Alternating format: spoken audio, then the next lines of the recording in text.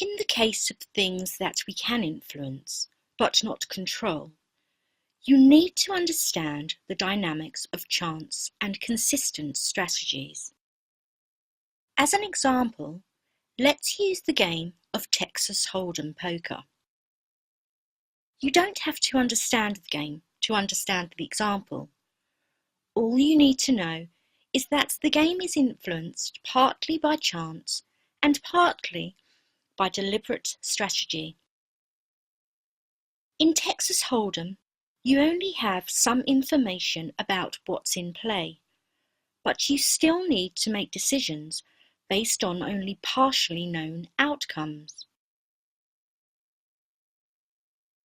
Poker players have developed strategies that pay off over hundreds of hands. Within each hand or round of the game, chance plays a large role, but a player that consistently applies an effective strategy will win more hands than they lose in the long run.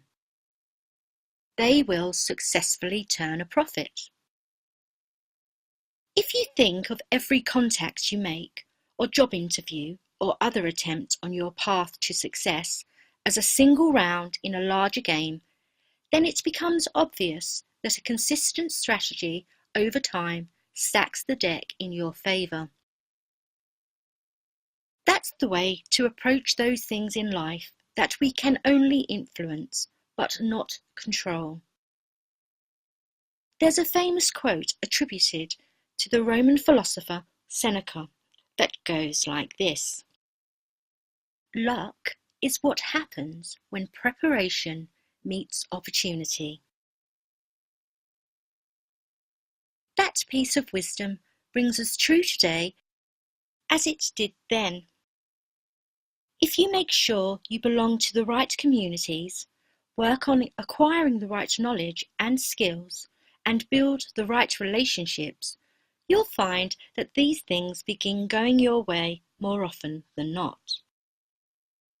Although it may simply feel like you are luckier, the fact is that with the right preparation, you are now primed to recognize opportunities and prepared to do something about them when they come.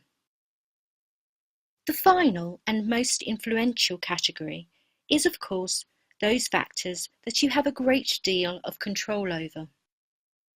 This category of factors is fundamental to dealing with the previous two. Here, we look at our thinking patterns, our perceptions, attitudes, and beliefs. Although it may not be easy, we can change these factors.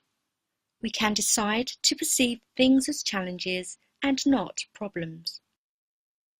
To be excited by them rather than anxiety-ridden. One of the most important factors in this category is something known as a self-limiting belief, which we'll discuss in depth in the next lecture.